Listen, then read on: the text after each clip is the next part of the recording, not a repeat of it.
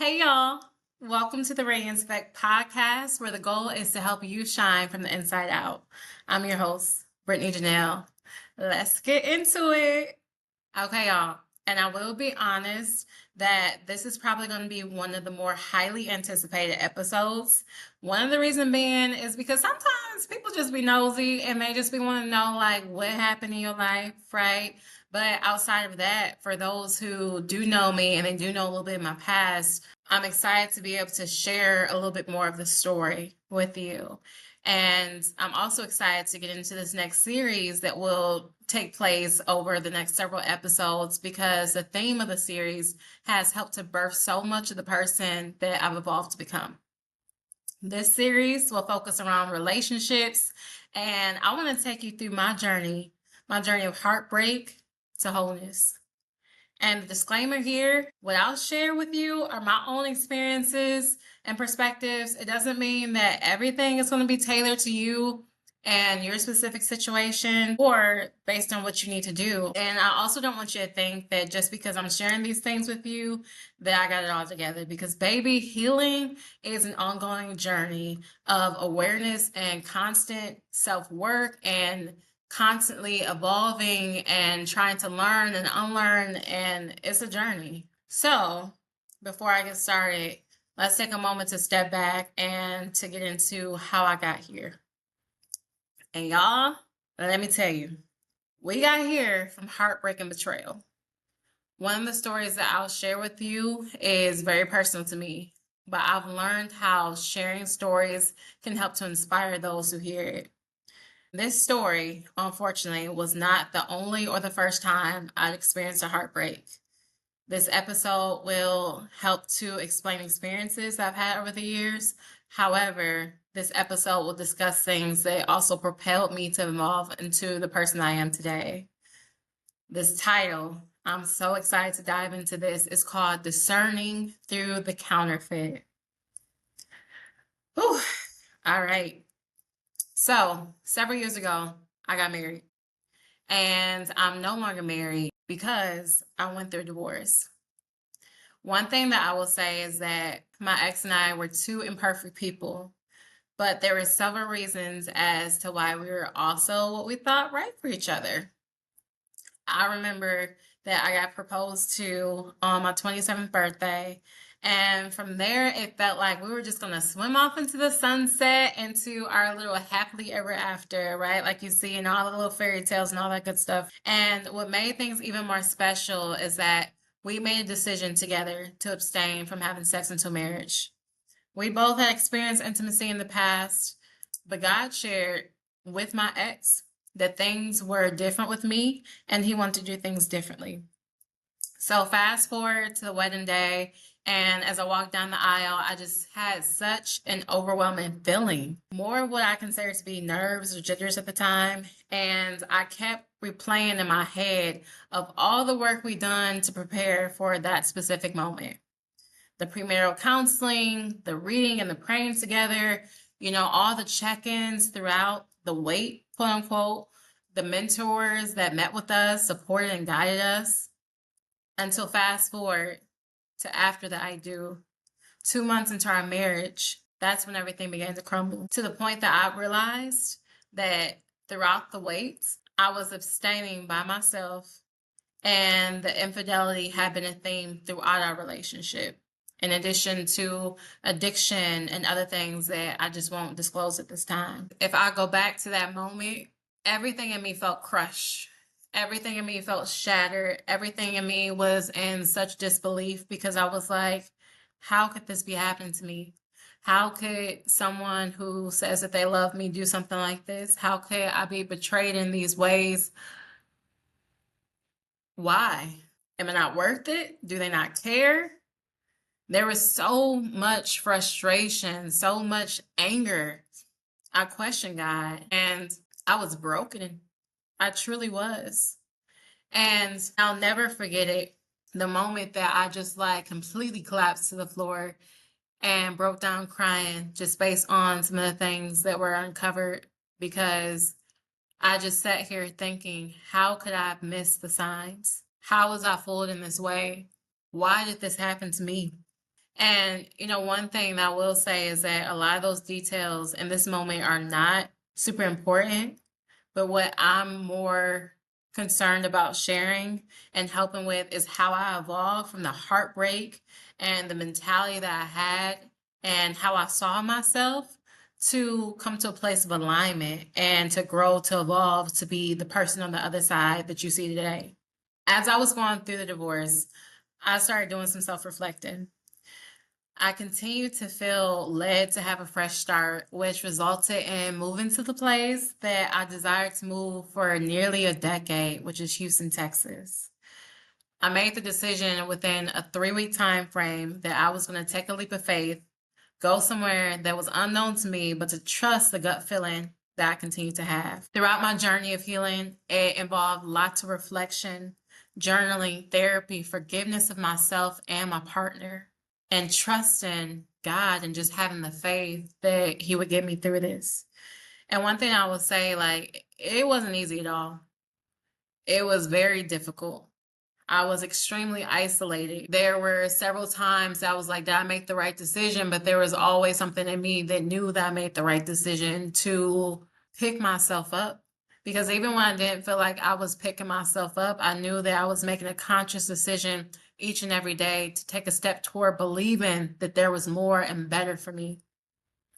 And within my first 2 years in Houston, I eventually wrote and released a book. I became a mentor. I switched industries for work to something that aligned even more with what I wanted to do. And I started this podcast.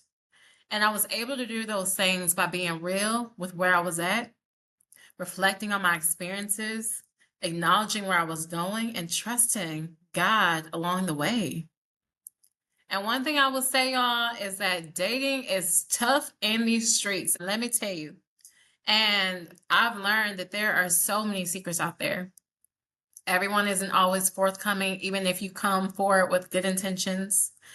Or you may experience someone who says and does all the right things, but discerning through even those relationships are essential, even when it appears that everything is quote unquote okay. So, what I prepared is a list of several things that can be used along the journey because, truth of the matter is, what I experienced was not okay. It was very painful. But at the end of the day, one thing that I will say is that there was always some type of feeling that I had. Even when I couldn't necessarily like put my finger on it, I had a question, but I could never figure out why I was feeling the way that I was feeling. Right. So as I was starting to think about this relationship series, I wanted to give something that I felt could be very valuable and useful for those who are in the process of deciding who your next partner is. And maybe not even from like if you're going to say I do to somebody, right? Even before that, even in the dating stage, are they even someone that you should be taken seriously? So that's what I really want to share with you are a few different things that you can pay attention to when it comes to dating out here in these streets. Number one, I want you to pay attention to their character. Do they follow through on things when they say that they're going to do them? Can you communicate with them openly and feel like your voice and feelings are validated? Do they apologize when they're wrong, or does their pride sit in and they can't even acknowledge when they've done something wrong? Are they willing to accept feedback, or do they withdraw when things are bothering them? Do they openly communicate what's going on? And these are just a few things that I'm saying, but I don't want you to make excuses for people. I used to say things like, he's a tough guy and he doesn't like to express himself, but why do you think that you need to stay with him to get him to do that? Why do you think that you need to push somebody to become or mold the person into what you want them to be? Now, granted, there are different things that you will have to work through in relationships. So by no means am I saying the one thing that somebody does is something that can't be worked with. But if they're constant themes, I just want you to be cautious of it and to pay attention to it. Some of the other things I want you to be mindful of is when they're going through things, who do they consult with? That's really, really important. Do they go to God in prayer? Do they communicate that with you? If not, Have you asked them how do they handle decision making? The reason I say this is because sometimes feelings can change, and what they do and who they lean on when their feelings and emotions are blocking their visions or their original plans is so essential. So that's the first part that I want you to really pay attention to, is their character and how they show up. Number two, here's a big one. I want you to stop overlooking what they're saying happened in their last relationships. And I don't care, because I understand that people can grow and people can evolve, but people can make it seem like they were an angel. But I will say everyone contributed to something which impacted the demise of their relationship, right? And maybe it isn't even always so negative, but there's always some type of reflection that someone can take when it comes to what they could have done better, even if it wasn't the full thing that led up to it. Maybe your insecurities overpowered your logic and it caused issues within your relationship. Maybe communication was terrible and you heard your partner, but you weren't truly listening. Or maybe you weren't communicating when things bothered you. Maybe you let too many people get in your relationships and that clouds your judgment. Whatever it is, it's important to ask the questions and just listen to the response, because this shows someone's ability to take accountability and to admit when they're wrong, which is a valuable thing in a relationship. So don't allow yourself to be blindsided by a counterfeit because you're not allowing yourself to ask the tough questions, or even worse, you're not listening when you receive the answers. So to go back to understanding and diving into different things that transpired in their relationship, don't be so surface level. If they tell you something, if it sit right with you, keep asking questions. That's what's going to be able to allow you to say, okay, I know this is what someone said, but does this make sense? I don't know. Something doesn't sit well with you, keep asking questions. Number three, this one really isn't a discernment thing per se, but a tip overall when it comes to dating. And it's about the importance of seeing people in different seasons. And this is something that my best friend would always talk to me about and didn't always make sense until when I started dating. And it's not necessarily a matter of time, but it's a matter of experience. I want you to think about this. Have you seen them when they experienced some form of hardship, when they had insecurities, when they lost a loved one or a job, when you two had to really put in the work to overcome some things in your relationships? Because you don't know how strong a relationship is until it's tested. Even if you haven't seen someone in the different seasons, what I want you to think is, how can you ask the right questions to understand how they handled those different seasons? It's interesting too, because I remember in some of my other relationships, I would say like, oh yeah, I spend time with them all the time. Like we're with each other several times a week, or nearly every day, or we talk on the phone, but it's something about surface level, right? Just because you're spending time with somebody, are you truly getting to know them? Are you asking them the hard questions? Are you asking them the things that are kind of uncomfortable? Are you really having to listen to what they're saying and reflect on what they're saying? Are you getting to a level that's so deep with them that you can say, I feel like I'm starting to understand who this person is. I'm starting to understand how their experiences may have shaped them to become the person that they are. Make sure that when you're spending the time with the person, that you're truly taking the time to just not go on dates, to not just have all the happy moments, to truly say, I'm going to use this time to ask the questions that I need to ask to get to know who this person is. And to go back to what I mentioned about the importance of seeing somebody in different seasons, because what I want you to understand is what you're looking for is not necessarily just the event that occurred. What I want you to think about is how they overcame it. The discerning aspect comes from understanding if those experiences in their lives were ones that they truly fully heal from, or are they things that they brush under the rug that may later be a problem for you and your relationship because they are unresolved things that they haven't healed from. And I'm not going to sit here and make it seem like everyone is healed, right? That's not the truth.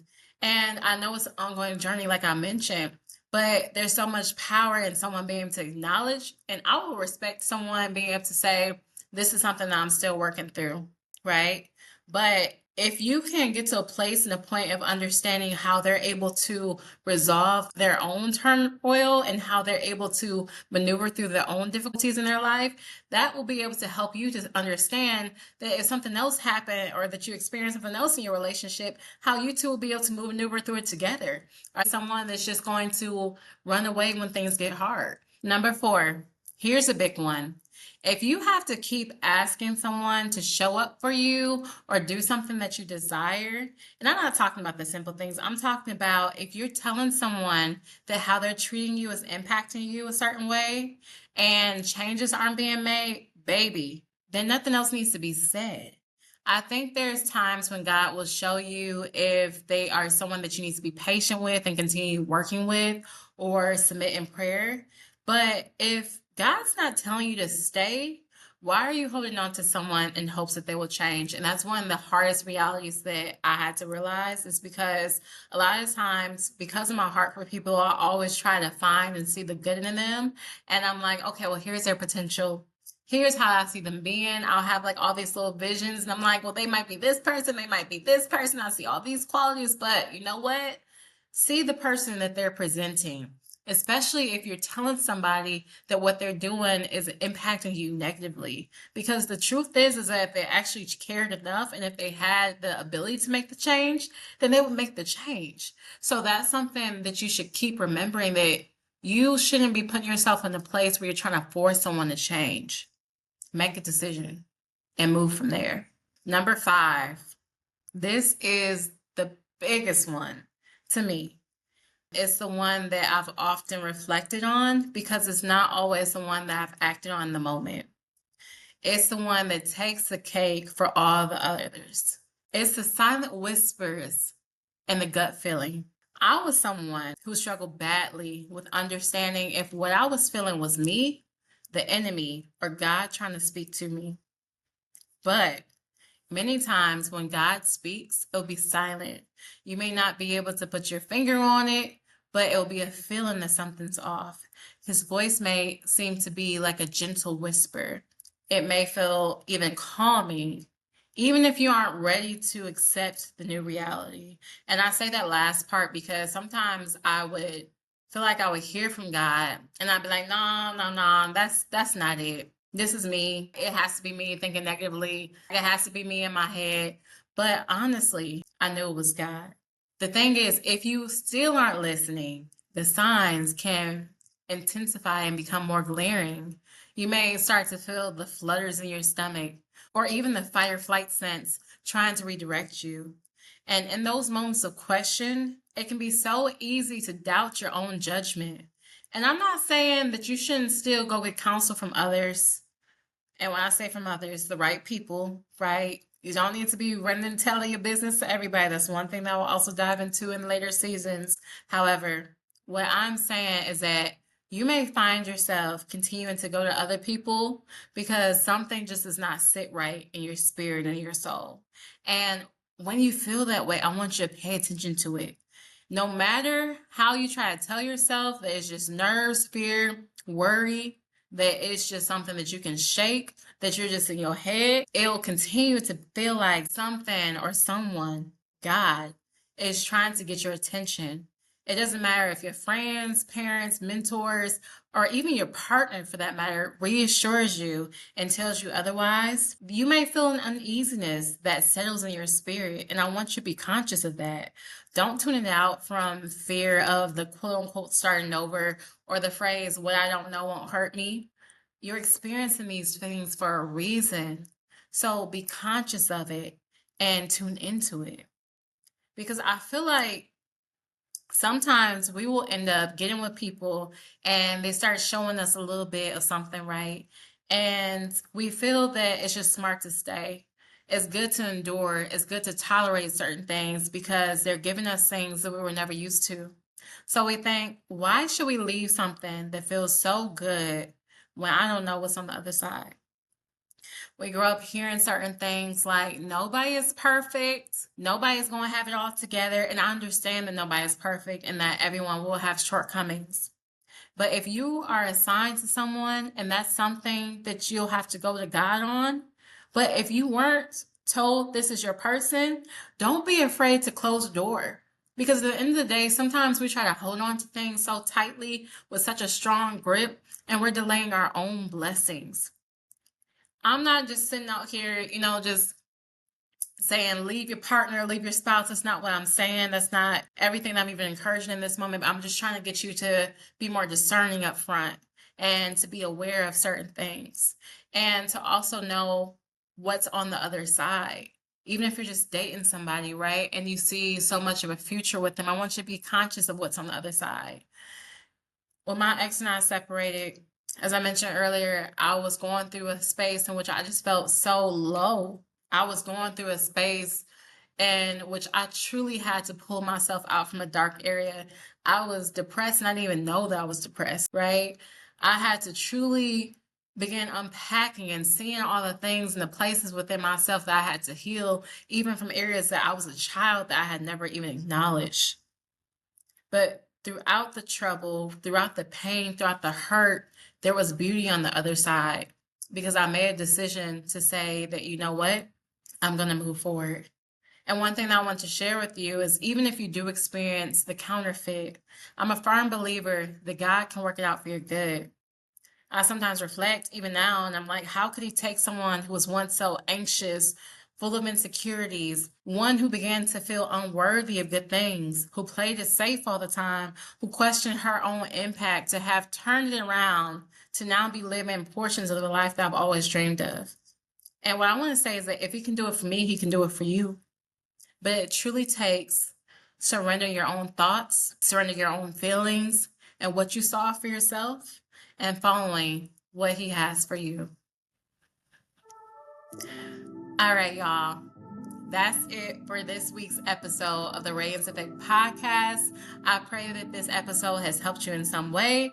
And if it has, or if it may be valuable to someone you know, be sure to send it to them. I'm looking forward to this series, y'all, and I can't wait until the next episode. Be sure to tune in every other Monday at 7 p.m. Until next time, bye.